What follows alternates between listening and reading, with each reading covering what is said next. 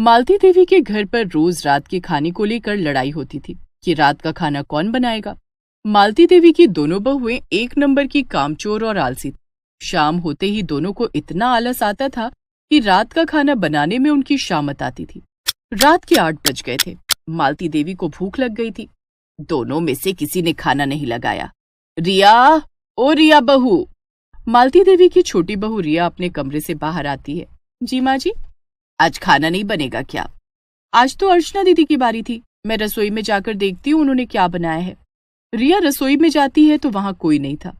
माँ जी, रसोई में तो कोई नहीं है, खाना भी नहीं बना। जाकर अर्चना को बुला ला। रिया अर्चना के कमरे में जाती है तो वो कान में हेडफोन लगाकर गाने सुन रही थी। रिया जोर जोर से चिल्लाती है, दीदी, अर्चना दीदी। क्या बात है रिया? आपको माँ जी बुला रही हैं। अर्चना बाहर मालती देवी के पास आती है। माँ जी, आपने मुझे बुलाया? अर्चना बहू, अभी तक खाना क्यों नहीं बनाया? रात के 8 बज गए हैं। राहुल और संदीप के आने का वक्त हो गया है। माँ जी, रात का खाना मैं क्यों बनाऊं? कल रात का खाना मैंने बनाया था, तो आज रात का खाना रिया बनाएगी ना। मैं रात का खाना क्यों बनाऊंगी? मैंने सुबह का नाश्ता और दोपहर का खाना भी बनाया था। मैं बहुत थक गई हूँ, मैं तो अपने कमरे में आराम करने जा रही हूँ। माँ जी, रोज रोज रात का खाना मैं नहीं बनाऊंगी। आप एक काम कीजिए, पूरे महीने का एक चार्ट बना दीजिए कि कौन कौन कब कब खाना बनाएगा। 5 लोगों के परिवार में अब खाना बनाने के लिए चार्ट बनाना पड़ेगा। माँ जी, मैं संदीप जी को फोन करके बोल देती हूँ कि वो खाना बाहर से ले आए। अर्चना अपने पति संदीप को फोन करती है। संदीप जी, आज आप सबके लिए बाहर से खाना पैक करा कर ले आइए। मैं खाना बाहर से ले तो आऊंगा, लेकिन लेट हो जाएगा। अभी मैं ऑफिस से निकला हूं, अब खाना पैक कराने होटल जाऊंगा तो मुझे घर आने में 10 बज जाएंगे। कोई बात नहीं, 10 बज जाए तो बज जाए, लेकिन मैं तो खाना नहीं बनाने वाली। संदीप सबके लिए खाना पैक कराकर रात के 10 बजे घर आता है। भूख के मारे मालती देवी की आंतें कुलबुला रही थी। वो तो खाने पर टूट पड़ती हैं। माँ जी, थोड़ा इंतजार तो कर लेती, मैं सबके लिए खाना परोस ही रही थी। बहू, मैं रात के 8 बजे से खाने का इंतजार कर रही हूँ, अब मुझसे नहीं रहा जा रहा था। बाकी लोग भी खाना खाकर सोने चले जाते हैं। दूसरे दिन अर्चना ने सुबह और दोपहर का खाना बनाया। शाम होने वाली थी। आज सुबह और दोपहर का खाना दीदी ने बनाया है। रात का खाना बनाने की जिम्मेदारी मुझ पर आ जाएगी। मैं अपना फेवरेट टीवी सीरियल नहीं छोड़ने वाली। रिया ने अपने दाहिने हाथ की उंगली पर पट्टी बांध ली और उस पर लाल रंग लगा लिया। अर्चना ने रिया की उंगली देखी। ये तुम्हारी उंगली को क्या हो गया रिया? सुबह तक तो तुम्हारी उंगली बिल्कुल ठीक थी। देखो ना दीदी, आज शाम बाथरूम के दरवाजे से मेरी उंगली कुचल गई, बहुत दर्द हो रहा है। अब रात का खाना कौन बनाएगा? आपको ही बनाना पड़ेगा दीदी। मैंने आज सुबह और दोपहर का खाना बनाया है, मैं रात का खाना नहीं बनाऊंगी। तभी अर्चना के पास संदीप का फोन आता है। हेलो अर्चना, आज मेरे कुछ दोस्त रात के खाने पर घर आ रहे हैं, तुम कुछ अच्छा सा बना लेना। संदीप फोन रख देता है। दोस्तों को भी आज ही आना था। अब अर्चना को सबके लिए अकेले ही पकवान बनाने पड़ते हैं। रिया रसोई में आकर कहती है, दीदी, आज तो आपने बड़ा अच्छा खाना बनाया, बड़ी अच्छी खुशबू आ रही है। रिया गाजर के हलवे की तरफ हाथ बढ़ाती है। अभी खाने को हाथ मत लगाना रिया, पहले सारे गेस्ट खा लेंगे, उसके बाद किसी को खाने को मिलेगा। ये क्या दीदी, जब मैं खाना बनाती हूँ तब तो मैं ऐसा नहीं करती। अर्चना गुस्से में वहां से चली जाती है। थोड़ी देर बाद जब संदीप अपने दोस्तों के साथ घर आता है तब, संदीप, आज आप रात के खाने का हिसाब कर ही दो कि कौन रात का खाना बनाएगा। मैं तो आज के बाद रात में रसोई में नहीं जाने वाली। हाँ, तो मैं भी रात में रसोई में नहीं जाने वाली। रिया, ये सब क्या है? घर में मेहमान आए हैं और तुम हो कि झगड़ा कर रही हो? राहुल रिया को चुप कराता है। अर्चना टेबल पर सबके लिए खाना लगाती है।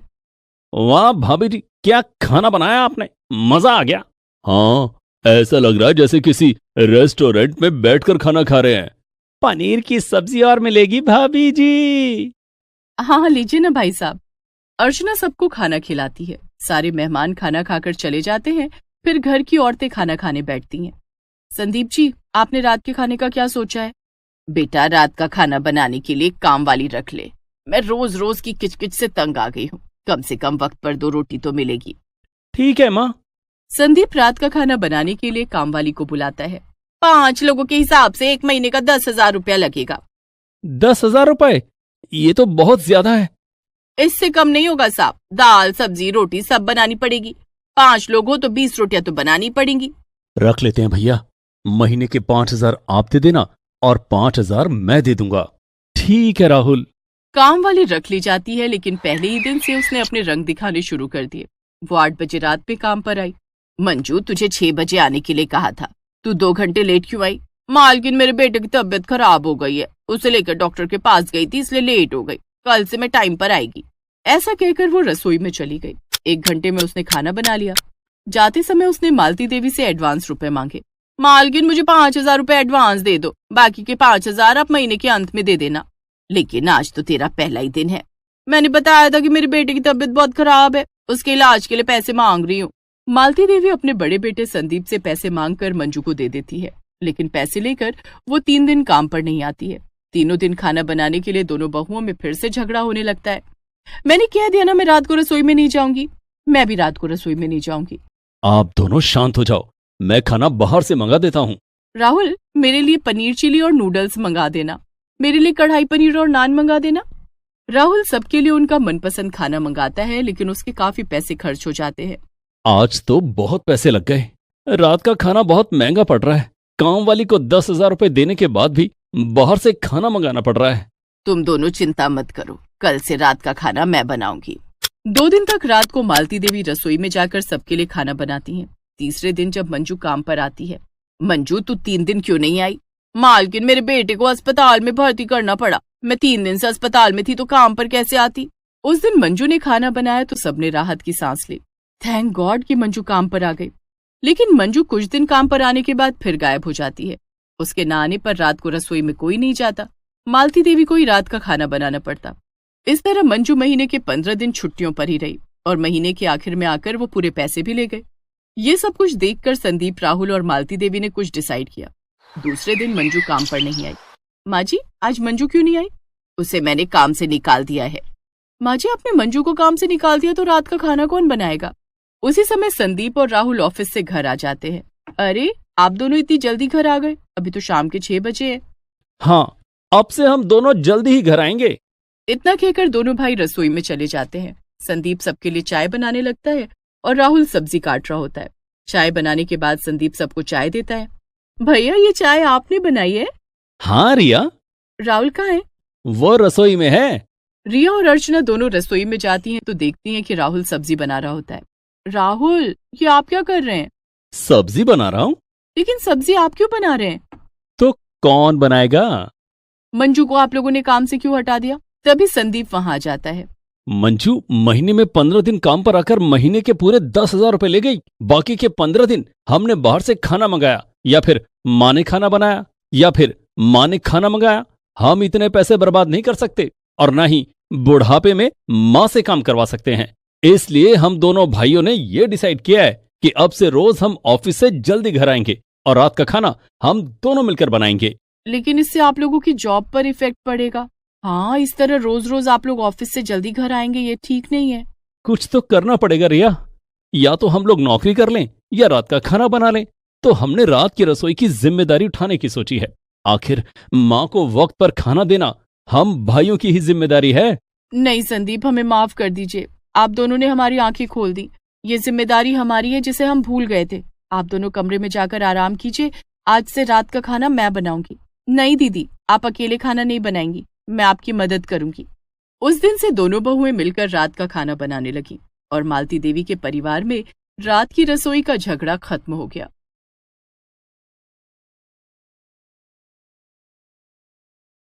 माला की शादी की उम्र हो गई थी और उसके घर वालों ने उसके लिए रिश्ता ढूंढना शुरू कर दिया था। लेकिन माला को एक लड़का पसंद था। माला अपने घर पर जब उस लड़के के बारे में बताती है तो सब हंसी खुशी राजी हो जाते हैं। मगर माला की होने वाली सास बहुत कंजूस मक्खी चूस किस्म की थी। इस बात से अनजान माला अपने ससुराल पहुंच जाती है। आइए देखते हैं फिर कैसे होती है कंजूस सास की रसोई। मम्मी, पापा, मुझे आप दोनों से कुछ कहना है। हाँ हाँ, बोलो ना माला, क्या बात है? मम्मी, मुझे ना एक लड़का पसंद है और मैं उसी से शादी करना चाहती हूँ, तो आप लोग मेरे लिए रिश्ता ढूंढना बंद कर दीजिए। माला को लगा था उसके माता पिता ये सुनकर गुस्सा हो जाएंगे, लेकिन इसका एकदम उल्टा होता है। अरे माला बेटा, अगर ऐसी ही बात थी तो तुझे हमें पहले ही बता देना चाहिए था। हम लोगों को तेरी पसंद पर पूरा विश्वास है। वैसे उस लड़के का नाम क्या है? पापा, लड़के का नाम मोहन है। वो यहीं पास के एक मोहल्ले में रहता है और बैंक में नौकरी करता है। तो क्या आप लोग मेरे रिश्ते की बात करने उसके घर जाएंगे? जरूर बेटा, पहले हम उसके घर के बारे में थोड़ा पता करेंगे और फिर हम खुद वहां रिश्ते की बात करने जाएंगे। तू बिल्कुल चिंता मत कर। ये सुनकर माला बहुत खुश हो जाती है। उसे तो यकीन ही नहीं हो रहा था कि आखिर उसकी शादी मोहन से होने वाली थी। लेकिन कुछ दिन में जब माला के मम्मी पापा अपने जानने वाले लोगों से मोहन के घर के बारे में पता लगवाते हैं तो वो थोड़ा परेशान हो जाते हैं। मम्मी पापा, क्या हुआ? कोई बात है क्या?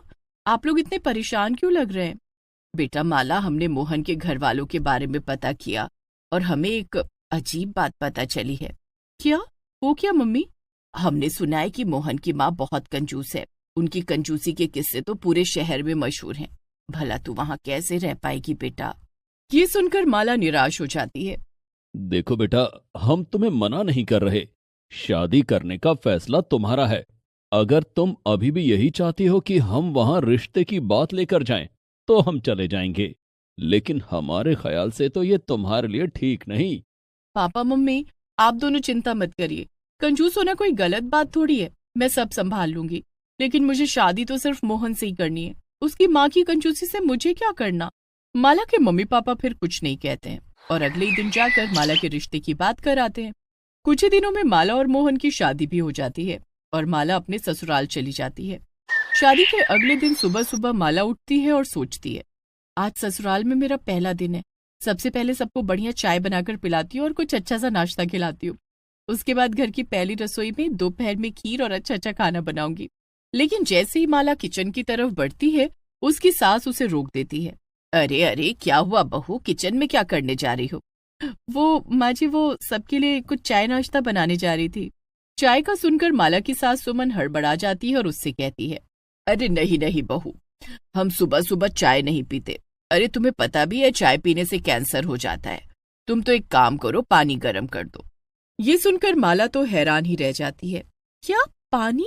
हाँ, सुबह सुबह गरम गरम पानी पीना सेहत के लिए अच्छा होता है ना। तो सबके लिए पानी गरम कर दो। और कल शादी में बहुत सी रोटियां बच गई थी, उन्हें गरम कर दो, हम सब अचार से खा लेंगे। क्या? सच में? हाँ और क्या। भला उन सब रोटियों को बर्बाद थोड़ी करना है। इसीलिए तो मैं उन सबको घर ले आई थी। जाओ सबके लिए नाश्ता तैयार करो, जैसा मैंने कहा है ठीक वैसे ही। माला चुपचाप किचन में चली जाती है और पानी गर्म करने लगती है। इसके बाद वो रोटियां गर्म करती है और जाकर डाइनिंग टेबल पर रख देती है। सभी लोग बिना कुछ बोले वही नाश्ता करने लगते हैं, इसलिए माला को भी करना पड़ता है। नाश्ते के बाद माला अपने कमरे में जाती है और सोचने लगती है, कितना अजीब परिवार है। कैसी सास है मेरी। भला अपनी बहू को ससुराल में पहले दिन कोई बासी रोटी और गर्म पानी पिलाता है। हद हो गई। अब तो मैं अपनी पहली रसोई में क्या बनाऊंगी ये भी समझ नहीं आ रहा। माला जाकर अपनी सास से ही पूछ लेती है, माँ जी, आज मेरी पहली रसोई है ससुराल में, तो खाना क्या बनाऊं? सास ये सुनकर सोच में पड़ जाती है। अगर अब ये खाना बनाने गई तो बड़ा सामान बर्बाद कर देगी, काफी नुकसान हो जाएगा। एक काम करती हूँ, इसे मना कर देती हूँ। क्या हुआ माँ जी, क्या सोचने लगी? बताइए ना क्या बनाऊं? अरे माला, रहने दे, ये सब हमारे यहाँ नहीं होता। और वैसे भी तूने सुबह पानी गर्म किया तो था ना, उसी को पहली रसोई मान ले। आज खाना मैं बना दूंगी, तू जाकर आराम कर। हाँ अच्छा ठीक है माँ जी। माला जाकर सो जाती है। जब वो दोपहर के खाने के लिए उठती है और जाकर देखती है तो दंग रह जाती है। माँ जी, ये सब क्या है? अरे बहू, शादी के खाने में रोटियों के साथ साथ दाल वगैरह भी बची थी, मगर दाल बहुत गाढ़ी हो गई थी, इसलिए मैंने उसमें जरा पानी डालकर उसे गर्म कर दिया। और रोटियां तो थी ही, हम सब मिलकर अब दाल रोटी खा लेते हैं। माला को तो ये सब देखकर चक्कर ही आने लगते हैं और वो अपने कमरे में वापस चली जाती है। वो अपनी माँ को फोन लगाती है और उनसे कहती है, माँ, आपने तो एकदम सही कहा था, मेरी सास बहुत ही ज्यादा कंजूस है। मुझे तो बिल्कुल समझ नहीं आ रहा मैं क्या करूं। हमारे घर में तो ऐसा बिल्कुल नहीं होता था। अब मैं क्या ही कहूँ माला बेटा, हमने तो पहले ही मना किया था। माला फोन रख देती है और सोच में पड़ जाती है। अगले कुछ दिनों तक ऐसा ही चलता रहता है और सास लगातार यही करने लगती है। वो कभी घर में सबको बासी खाना खिलाने लगती, तो कभी बिना नमक शक्कर का खाना बनाती, जिससे पैसे कम खर्च होते। एक दिन तो हद ही हो जाती है जब माला कमजोर होने की वजह से अचानक से बेहोश होकर गिर जाती है। माँ, माँ, माला बेहोश हो गई। जल्दी से उसके लिए नींबू पानी ले आओ। माला की सास जल्दी से किचन में से नींबू पानी लेकर आती है और मोहन को देती है। ये ले बेटा, पिला दे इसे। मोहन पहले माला के ऊपर थोड़ा पानी छिड़कता है और फिर उसे नींबू पानी पिलाता है, लेकिन नींबू पानी पीते ही माला उसे उगल देती है। छी, ये कैसा नींबू पानी है? न इसमें चीनी है न नमक, क्या? हाँ बेटा, वो मैंने सोचा सिर्फ नींबू डालूंगी तो फायदा होगा, इससे चीनी नमक भी बच गया। ये सुनकर मोहन को बहुत गुस्सा आता है, लेकिन वो कुछ कहता इससे पहले ही माला बोल देती है, मोहन रहने दो, कुछ मत कहो। माँ जी, मुझे कुछ दिन के लिए अपने मायके वापस जाना है, क्या मैं जा सकती हूँ? ये सुनकर सास खुश हो जाती है, बहू जा रही थी, इसका मतलब खाने पीने में और बचत। हाँ हाँ, क्यों नहीं, जाओ बहू, और जब तक तुम्हारा मन करे अपने मायके में मजे करना। इसके बाद माला अपने मायके आ जाती है। उसे देखकर उसके मम्मी पापा खुश तो बहुत होते हैं, लेकिन सबसे पहले उसकी माँ यही कहती है कि माला कितनी दुबली हो गई है। माला, ये तूने अपना क्या हाल कर रखा है? क्या तुझे अपने ससुराल में खाना नहीं मिलता? हाँ बेटा, तू कितनी दुबली हो गई है। अब मैं क्या बताऊं मम्मी पापा, मेरी सास इतनी कंजूस है कि मुझे तो समझ ही नहीं आता मैं क्या करूं। अरे बेटा चल, पहले मैं तुझे खाना खिलाती हूँ। हाँ बेटा, और मैं बाजार से तेरी मनपसंद मिठाई लेकर आता हूँ। माला के मम्मी पापा उसकी खूब सेवा करते हैं और उसे खिलाते पिलाते हैं। शाम को माला अपने ससुराल जाने के लिए फिर से तैयार हो जाती है। अरे माला, इतनी भी जल्दी क्या है जाने की, थोड़ा रुक जाओ। नहीं माँ, मैंने सोच लिया है, अब मुझे वापस जाना है और अपनी सास को सुधारना है। अब बहुत हो गया, क्योंकि अगर ऐसे ही चलता रहा तो आगे मेरे बच्चों का क्या होगा? सही कह रही है तू माला, पर तू करेगी क्या? देखती जाओ माँ, कुछ दिन में अपने आप पता चल जाएगा। इतना कहकर माला अपने ससुराल वापस पहुंच जाती है। अरे बहू, तू तो बड़ी जल्दी वापस घर आ गई, क्या बात है? माँ जी, मैं क्या सोच रही हूँ, क्यों ना हम कल घर में सत्यनारायण भगवान की कथा रखें। भगवान के काम में सास भी मना नहीं कर पाती और अपनी बहू से कहती है, अरे वाह, ये तो बहुत अच्छी बात है बहू, लेकिन ध्यान रहे ज्यादा खर्चा मत कर देना। हाँ हाँ ठीक है माँ जी, आप बिल्कुल चिंता मत करिए, मैं सब संभाल लूंगी। अगले दिन सुबह उठकर सास देखती है कि घर में अभी तक कथा की कोई तैयारी नहीं हुई थी। वो माला से पूछती है, क्या बात है माला, तुमने प्रसाद वगैरह कुछ बनाया नहीं क्या? अरे नहीं माँ जी, ये आप कैसी बातें कर रही हैं, उससे तो बड़ा खर्चा हो जाएगा ना। मैं अभी एक काम करूंगी, मोहल्ले में जाकर के सभी को कथा का न्योता दे आऊंगी और सबसे कहूंगी कि अपने घर से थोड़ा थोड़ा सामान ले आए, जैसे आटा, चीनी, मेवा, दही, और फिर जब सब आ जाएंगे तो हम उसी सामान से प्रसाद बना लेंगे। इससे हमारा तो बिल्कुल नुकसान होगा ही नहीं। ये सुनकर सास चौंक जाती है, ये तुम कैसी बात कर रही हो बहू, भला हम क्या कथा मांग मांग कर कराएंगे? तो क्या माँ जी, और मैं क्या कहती हूँ, हम थाली प्लेट इस्तेमाल करने की बजाय केले के पत्तल का इस्तेमाल करेंगे। उससे बर्तन धोने के साबुन की भी बचत होगी और पानी की भी, हमें बर्तन जो नहीं धुलने पड़ेंगे। तभी माला अपने मायके में फोन मिला देती है। हेलो, हाँ मम्मी, सुनो, आते वक्त जो ट्रैफिक सिग्नल के पास एक ढोंगी सा दिखने वाला बाबा बैठता है ना, उसे लेती आना। अरे वो दिखता तो पंडित जैसा ही है, तो हम लोग कथा उसी से करवा लेंगे। हाँ हाँ, इससे हमारी बहुत सारी दक्षिणा भी बचेगी। ये सब देखकर तो सास का सर ही चकरा जाता है और वो सब कुछ समझ जाती है जो माला उसे समझाना चाह रही थी। बस कर बहू, मैं सब समझ गई तू क्या कहना चाह रही है। रुक जा, बस कर, आज से रसोई तू ही संभालना, मैं बिल्कुल भी कंजूसी नहीं करूंगी, और आज कथा भी तू ही करा अच्छे से, मैं कुछ नहीं बोलूंगी। ये हुई ना बात माँ जी। इसके बाद माला बड़े अच्छे से कथा करवाती है और अगले दिन से घर की रसोई वही संभाल लेती है। अब माला के ससुराल में भी रोज अच्छा अच्छा खाना बनता था और सब खुशी से रहते थे। धीरे धीरे माला की कंजूस सास को भी अकल आने लगी कि पहले वो कितना गलत करती थी। Please subscribe this channel. बारिश में गरीब ससुराल वालों ने खाया KFC चिकन। सुबह सुबह का वक्त था, मध्य रफ्तार से बरसात हो रही थी। रमेश और रोहन दोनों ही अपनी फैक्ट्री की तरफ जा रहे थे। ये बारिश के मौसम में भी ना कहीं आना जाना आफत हो जाता है बेटा। सच में बारिश कब आ जाए कभी कुछ पता ही नहीं चलता। ऊपर से एक गली गली में भरा हुआ पानी और कीचड़ अलग से। बातें करते करते दोनों बाप बेटे एक बड़े से बाजार में पहुंचते हैं। दोनों जहां से गुजर रहे थे, रास्ते में बड़ा सा KFC का स्टोर था और वहां से लजीज KFC के चिकन की खुशबू आ रही थी। वाह, क्या खुशबू आ रही है। इस खुशबू से तो हर दिन दिल ललचा जाता है कसम से। लालच तो आएगा ही, KFC वाले बनाते ही चिकन इतना अच्छा है। मैंने कभी खाया तो नहीं है पर देखा है बहुत बार। अरे हम जैसे लोग कहाँ खाएंगे KFC का चिकन बेटा, हम तो बस खुशबू के मजे ले सकते हैं। पर इसकी खुशबू भी बड़ी जानलेवा है। ऐसा लग रहा है कि बस जल्दी से अंदर जाऊं और फटाफट से पेट भर के KFC का चिकन खा लूं। KFC के बाहर खड़े रमेश और रोहन अपना काफी वक्त जाया कर देते हैं। इसके बाद वह फैक्ट्री पहुंचते हैं और फैक्ट्री का मालिक उदय बड़े ही गुस्से में बोलता है, अरे तुम दोनों टाइम पर फैक्ट्री में नहीं आ सकते हो? हाँ, वो साहब, बाहर बारिश हो रही है ना, तो रास्ते में बहुत ज्यादा पानी भरा हुआ है, दिक्कत हो जाती है चलकर आने में। अरे तुम कोई रिक्शा ले लो, पैसे नहीं है क्या तुम्हारे पास? अब हम गरीब आदमी हैं साहब, रोज रिक्शा का किराया देंगे तो बचाएंगे कहाँ से? अरे ऊपर से तुम दोनों ने अपना हाल क्या बनाया हुआ है, सारे कपड़े मिट्टी में गंदे किए हुए हैं। बाहर इतना ज्यादा कीचड़ है, कितना भी बचा लें कपड़े तो गंदे हो ही जाते हैं। अरे तुम दोनों से तो बकवास करना ही बेकार है। अगर कल से तुम दोनों लेट आए ना तो मैं तो तुम्हारी तनख्वाह काट लूंगा। और जाओ अब जाकर काम पर लग जाओ। मालिक से डांट फटकार खाने के बाद रमेश और रोहन अपने काम पर लग जाते हैं। शाम होती है और तब भी बारिश हो रही थी। रमेश और रोहन भीगते हुए घर पहुंचते हैं जहां दोनों बच्चे। मैं नहीं खाऊंगा ये दाल चावल। मैं भी नहीं खाऊंगी, रोज रोज यही खाते हम, मेरा मन भर गया है खा खा के ये सब। खा लो बेटा, पेट भरने के लिए जो मिल जाता है वो बहुत अच्छा होता है। नहीं खाना। अरे हर कोई पकौड़े खा रहा है, कचौड़ी खा रहा है, बारिश के मौसम में पराठे खा रहा है और हम रोज रोज वही दाल चावल। मुझे दाल चावल को देख देख कर अब उल्टी आने लगी है। मुझे नहीं खाने, हटाओ इनको। बच्चों ऐसे नहीं करते, चुपचाप खाना खा लो। हाँ, कितनी बार तुम्हें समझाया है कि खाने को लेकर जिद मत किया करो।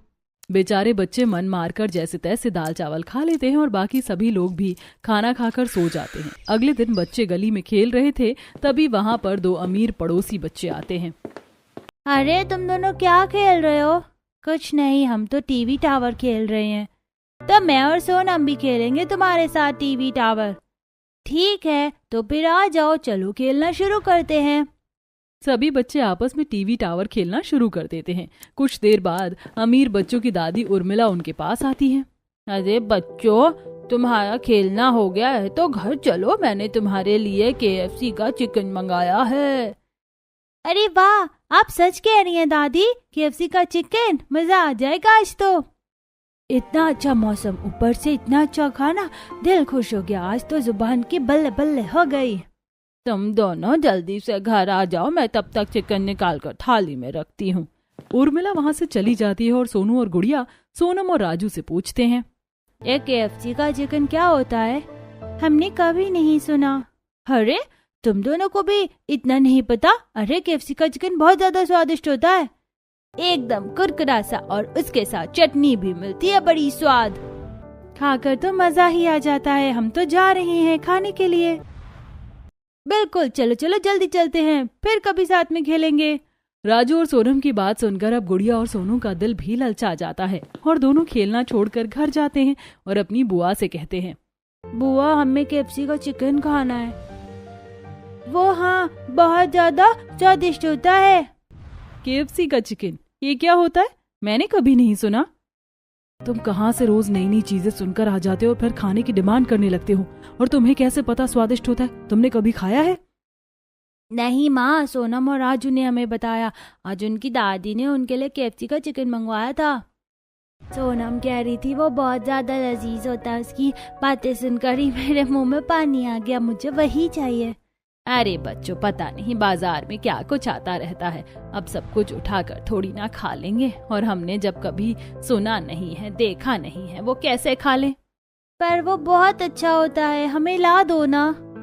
तुमने खुद कभी खाया है गुड़िया, जो तुम दोनों ऐसे जिद कर रहे हो? चलो चुपचाप बैठ जाओ। थोड़ी सी डांट फटकार खाकर सोनू और गुड़िया चुपचाप बैठ जाते हैं और किसी अन्य काम में लग जाते हैं।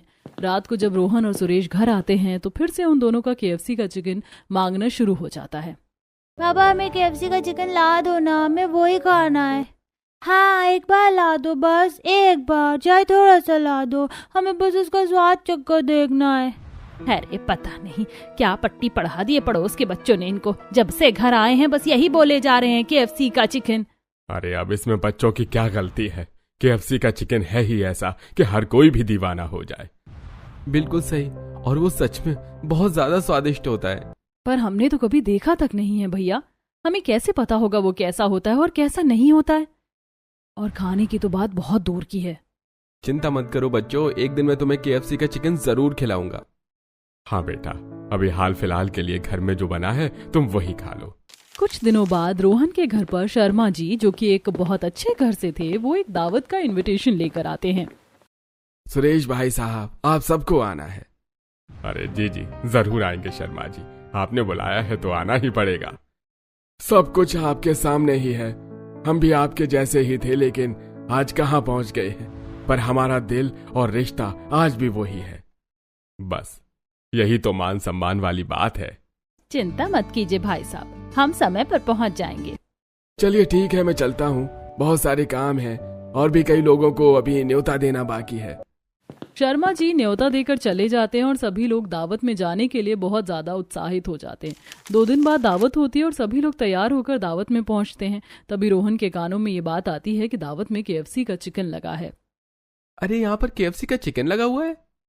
सच बोल रहा है बेटा, चल फिर जल्दी से चलते हैं। आज तो मैं KFC का चिकन खाऊंगा। भाई जल्दी चल, जल्दी, कहीं खत्म ना हो जाए। अरे बच्चों थोड़ा हौसला रखो, जल्दबाजी में किसी से टक्कर खाकर गिर मत जाना। बच्चे KFC के चिकन के पीछे तो ऐसे पागल हो गए हैं जैसे गुड़ के पीछे मक्खी। चल बहू, आज खाकर देख ही लेते हैं कि आखिर ये KFC का चिकन होता क्या है।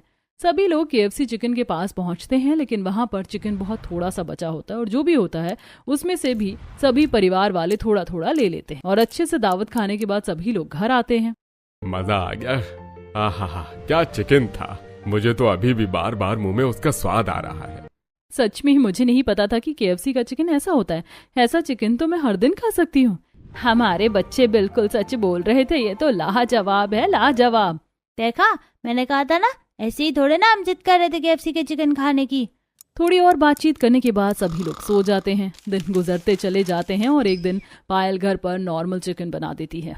अरे बहू, वो KFC का चिकन खाने के बाद तो अब मेरा सादा खाने का मन नहीं कर रहा है। सच में भाभी, आप भी वैसे ही चिकन बना दो। वो चिकन तो क्या चिकन था। हाँ माँ, घर पर बना दो ना, फिर पेट भर कर खाएंगे। उस दिन तो बहुत थोड़ा मिला। KFC सुनते ही मेरे अंदर कुछ कुछ होने लगता है। अब मैं कहाँ से बना दूं वैसा चिकन। घर में जो कुछ था मैंने तो उससे ही बना दिया। अब यही है, इसे ही आप लोग खा लीजिए।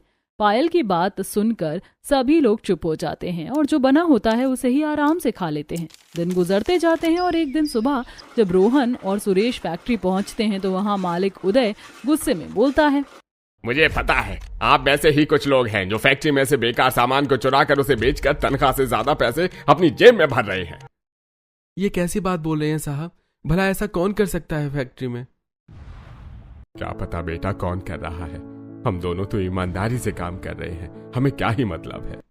अरे जिस दिन वो लोग मेरे हत्थे चढ़ गए ना, उस दिन मैं उन्हें फैक्ट्री से ऐसा बेइज्जत करके निकालूंगा कि आप सब लोग देखते रह जाएंगे।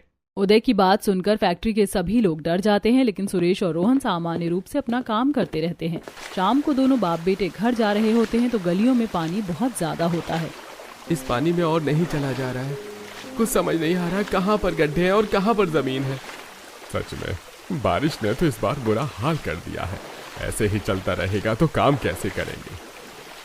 पहले घर तो पहुँचे। कहाँ पहले आधे घंटे में घर पहुँच जाते थे, कहाँ अब 2 घंटे लग जाते हैं हमें घर जाने में। रोहन इतना बोल रहा होता था कि तभी उसका पैर स्लिप होकर उसे चोट लग जाती है। हाय हाय, मर गया। मेरी कमर टूट गई, बड़ी जोर से लग गई। अरे बेटा तू ठीक तो है ना? थोड़ा देख कर चल बेटा। अरे अब और कितना देख कर चलूं पापा? आंखों में फिल्टर थोड़े लगाए जो कीचड़ के आर पार देख लूं। ले मेरा हाथ पकड़ बेटा और थोड़ा आराम से चल। घर पहुंचकर तुझे मैं दवाई लगा देता हूँ। दोनों बाप बेटे घर पहुंचते हैं और सुरेश रोहन के गिरने की बात घर वालों को बताता है। ये बारिश तो आफत बन गई है, न खुद बंद होती है न हमें कुछ करनी देती है। जी आप लेट जाइए, मैं आपकी पीठ पर मलहम लगा देती हूँ, आपको आराम मिलेगा। हाँ मलहम लगा दो, सुबह काम पर भी जाना है, वरना फैक्ट्री का मालिक तो सुना सुना कर ही खून पी जाएगा। जाने कब इन हालातों से हमें छुटकारा मिलेगा, पर उससे पहले बस मौसम से छुटकारा मिल जाए। अनगिनत परेशानियों और बरसात की समस्याओं से घिरा हुआ रोहन का परिवार जैसे तैसे अपना जीवन बिता ही रहा होता है। एक शाम सुरेश और रोहन को पगार मिलती है और पायल उस दिन खाने में मटर पनीर बना देती है, लेकिन सोनू और गुड़िया उसे देखकर मुंह बना लेते हैं। यह क्यों बनाया है? हमें नहीं खाना ये। आप KFC का चिकन नहीं बना सकती क्या माँ? वो नहीं आता आपको बनाना? बेटा पर आज तो मैंने दाल चावल नहीं मटर पनीर बनाया है, फिर तुम दोनों ऐसे क्यों बोल रहे हो? क्योंकि हमें KFC का चिकन खाना है, आप जानती नहीं है क्या? आप क्यों नहीं बनाती हैं? हर कोई खरीद कर खा रहा है, बस हम ही नहीं खा रहे हैं। बेटा तुम्हें कितनी बार कहा है कि खाने का अनादर नहीं करते हैं। हमें खाना है, KFC का चिकन ही खाना है। वरना हम कुछ नहीं खाएंगे। खाएंगे तो बस KFC का चिकन खाएंगे, हमें वही ला कर दो। बेटा शांत हो जाओ, चुप हो जाओ। नहीं, KFC वही खाएंगे, ला कर दो। पायल को गुस्सा आ जाता है और वह अपने दोनों बच्चों की गाल पर जोरदार तमाचा मार देती है और बच्चे रोने लग जाते हैं। क्या कर रही हो पायल? बच्चे हैं और वो बच्चे तो जिद कर ही लेते हैं। लेकिन इन बच्चों को इतनी समझ तो है ना कि ये अपने घर के हालातों को समझे। हम नहीं खा सकते हैं KFC का चिकन। शांत हो जा बहू, इसमें बच्चों की कोई गलती नहीं है। अब कोई चीज अच्छी है तो हर कोई उसके पीछे जाएगा ही। हाँ बहू, बच्चों पर हाथ मत उठा, कोई बात नहीं, जाने दे, माफ कर दे। बच्चों को रोता देखकर अब पायल को बहुत बुरा लगता है और वह उन दोनों को अपने गले से लगाकर बोलती है, अच्छा चलो सॉरी, मैंने तुम पर हाथ उठाया। चलो मैं तुम्हें आइसक्रीम खिलाकर लाती हूँ। मेरे दोनों प्यारे बच्चे आइसक्रीम खाएंगे ना? मैं मैंगो वाली खाऊंगी और मैं दूध वाली खाऊंगा। ठीक है, मैं दोनों को आइसक्रीम दिला दूंगी। चलो चलते हैं। पायल अपने दोनों बच्चों को लेकर बाजार पहुंचती है और इससे पहले कि दोनों आइसक्रीम के ठेले तक पहुंचते तभी रास्ते में KFC का स्टोर आ जाता है और उसकी खुशबू से दोनों बच्चे स्टोर के बाहर ही जम जाते हैं। माँ, मुझे आइसक्रीम नहीं खानी है, KFC का चिकन भी खिला दो मुझे। हाँ माँ, देखो ना, यहाँ पर तो दुकान भी है, खिला दो ना माँ। लेकिन मेरे पास बस 20 रुपए हैं बेटा, जिसमें तुम दोनों की आइसक्रीम ही आएगी। माँ खिला दो ना, प्लीज खिला दो ना। फिर कभी जिद नहीं करेंगे, खिला दो ना माँ, आज खिला दो बस। चुप हो जाओ, तुम जानते हो मैं अभी ये नहीं खरीद सकती हूँ। मान जाओ ना माँ, चली जाओ ना, ले आओ ना। लगता है बच्चे ऐसे नहीं मानेंगे। एक काम करती हूँ, अंदर जाकर पता कर लेती हूँ कि सबसे सस्ता चिकन कितने रुपए का है। फिर जब पैसे जमा हो जाएंगे तो मैं ले आऊंगी। माँ जाओ ना, अंदर जाकर चिकन लेकर आओ। अच्छा ठीक है, मैं अंदर जाती हूँ, तुम दोनों यहीं रुकना। पायल अंदर जाती है और अंदर का नज़ारा देखकर उसे थोड़ी हिचकिचाहट होती है, जिसके बाद वो काउंटर पर जाती है और बोलती है, यहाँ पर सबसे ज्यादा सस्ता चिकन कितने रुपए का है और उसमें हमें कितनी क्वांटिटी मिलेगी? मैडम 300 रुपए से स्टार्टिंग है। 300 रुपए में आपको 2 पीस, मेरा मतलब 2 टुकड़े चिकन के मिलेंगे। 300 रुपए में 2 टुकड़े तो बहुत ज्यादा महंगा है। पायल खाली हाथी KFC से बाहर आ जाती है और दोनों बच्चे फिर से रोने लगते हैं। आप खाली हाथ क्यों आ गई बाहर, लेकर क्यों नहीं आई? हमें यहाँ खड़ा करके चली गई और चिकन भी नहीं लाई। बोलो ना, क्यों नहीं लाई माँ? क्योंकि ये बहुत ज्यादा महंगा है, मैं इसे नहीं खरीद सकती हूँ। चलो घर पर, अगर आइसक्रीम खानी है तो खाओ, वरना अपना मुंह बंद कर लो। अब नहीं खानी आइसक्रीम, रखो आप अपने 20 रुपए अपने पास। चलो घर जाना है हमें। उदास हुए दोनों बच्चे वापस पायल के साथ घर आ जाते हैं और पायल को भी अपने बच्चों का उदास चेहरा देखकर बहुत बुरा लगता है, लेकिन वह उन्हें रास्ते में आइसक्रीम दिलवाती है। ऐसे ही कुछ दिन गुजरते हैं और एक दिन गली में रहने वाले पारुल और सौम्या के यहाँ KFC की डिलीवरी वाले आते हैं। थैंक यू, ये लीजिए आपके पैसे। देख गुड़िया, उनके घर पर KFC आया है। हाँ भैया, वही देख रही हूँ। सौम्या की नजर दोनों बच्चों पर पड़ती है। तुम दोनों वहाँ खड़े खड़े क्या घर को देख रहे हो? हमारे KFC के चिकन को नजर लगाओगे क्या? नहीं नहीं, हम क्यों नजर लगाएंगे, हम तो ऐसे ही देख रहे थे। अरे मुझे पता है तुम्हारा दिल ललचा रहा है। तुम जैसे भूखे नंगे ने कभी KFC का चिकन नहीं खाया होगा ना? खाया है ना, हमने भी खाया है, हमें पता है ये कैसा होता है। अच्छा, जरा बताना कहाँ पर खाया है तुमने? और शर्मा अंकल है, उनकी दावत में खाया था। पता था तुम लोग बस फ्री का ही खा सकते हो, खुद की जेब से पैसा खर्च करके तो तुम KFC का खाली डब्बा भी नहीं ला सकते हो। पारुल और सौम्या दोनों ही गुड़िया और सोनू की खूब बेइज्जती करते और बेचारे बच्चे आंखों में आंसू लिए अपने घर आते हैं और सारी बातचीत घर वालों को बताते हैं। भगवान, इस गरीबी के चलते मेरे पोता पोती को क्या कुछ सुनना पड़ रहा है।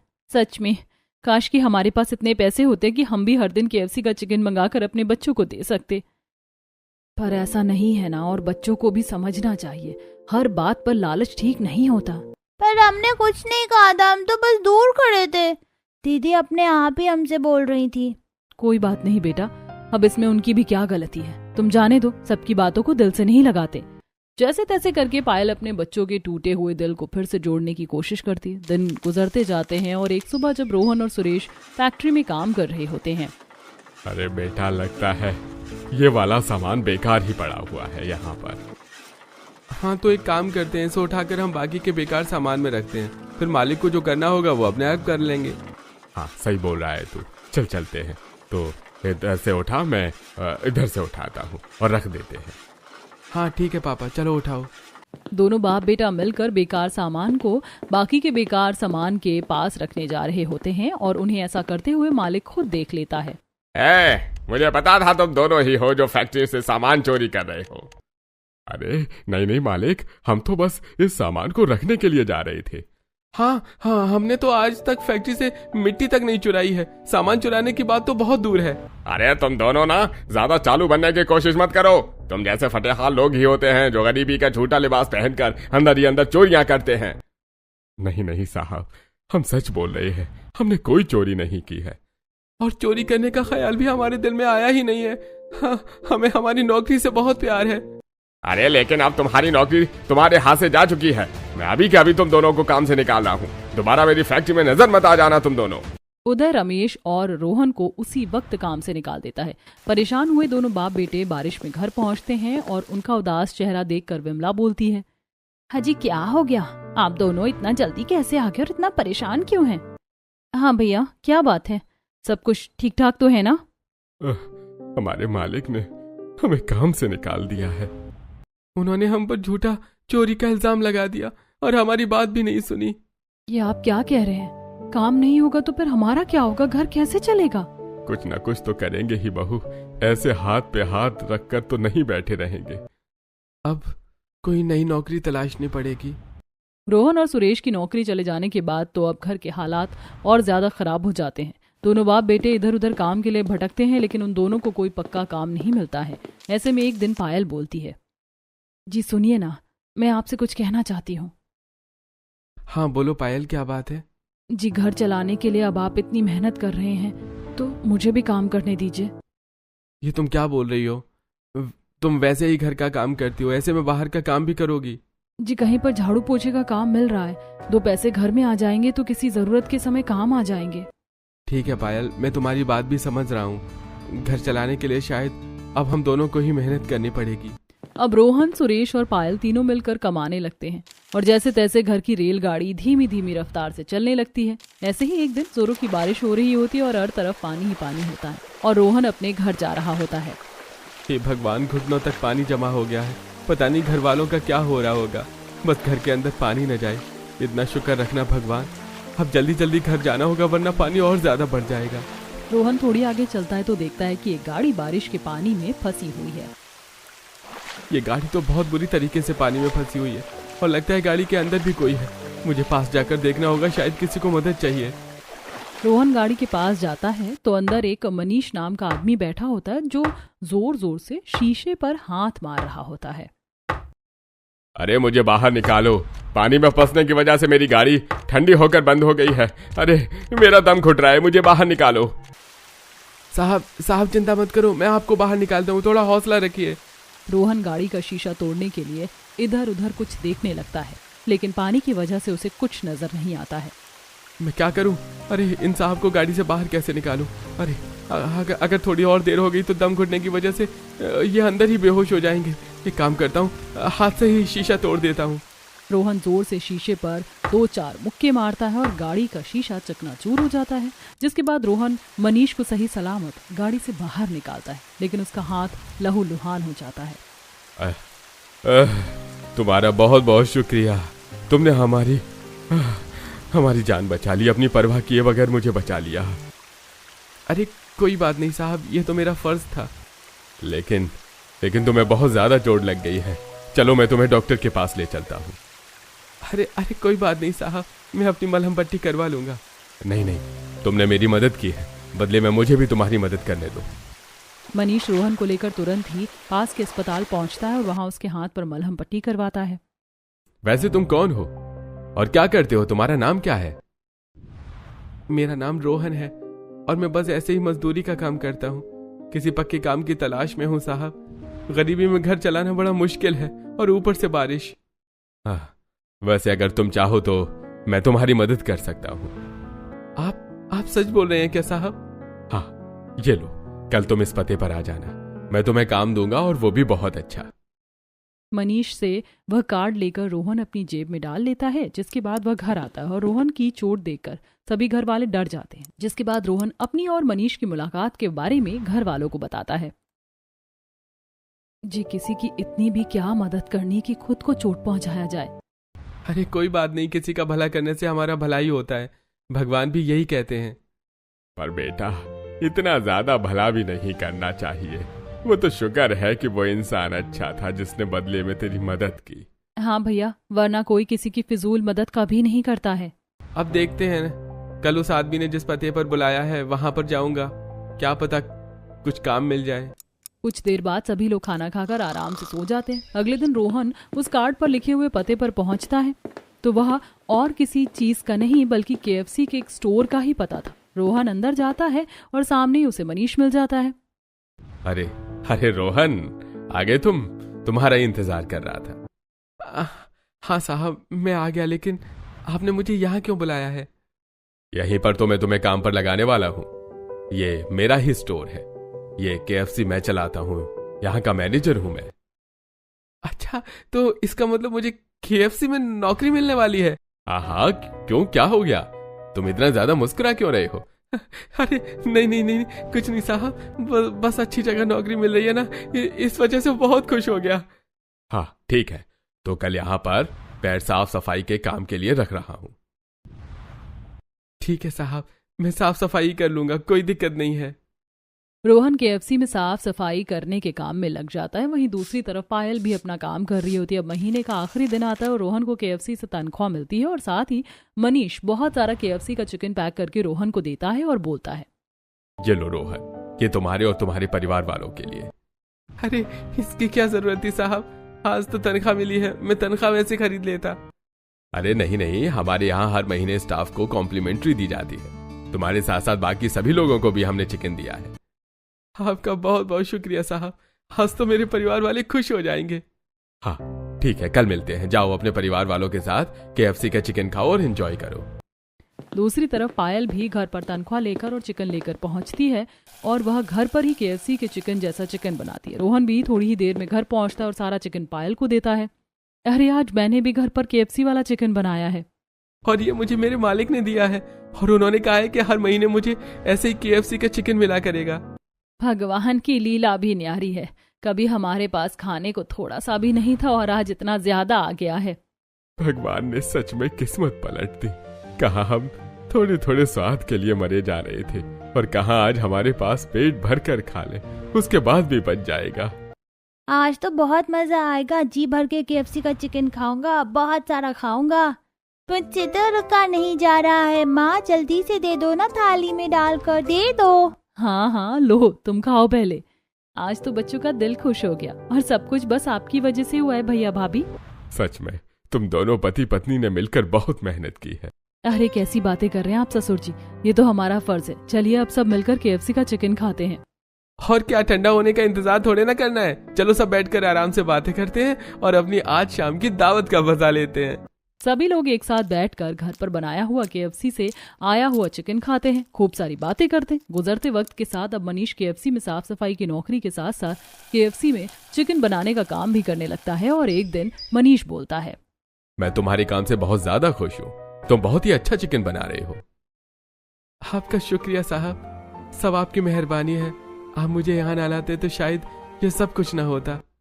अरे तुम जो कर रहे हो अपनी मेहनत से कर रहे हो, इसमें मेरा कोई हाथ नहीं है। जी साहब, फिर भी शुक्रिया। अब मैं तुम्हारा प्रमोशन कर रहा हूँ, अब तुम सिर्फ और सिर्फ KFC में चिकन बनाने का काम करोगे। अरे ये तो बहुत खुशी की बात है। तो फिर अब मन लगाकर अपना काम करो, शिकायत का कोई मौका नहीं मिलना चाहिए।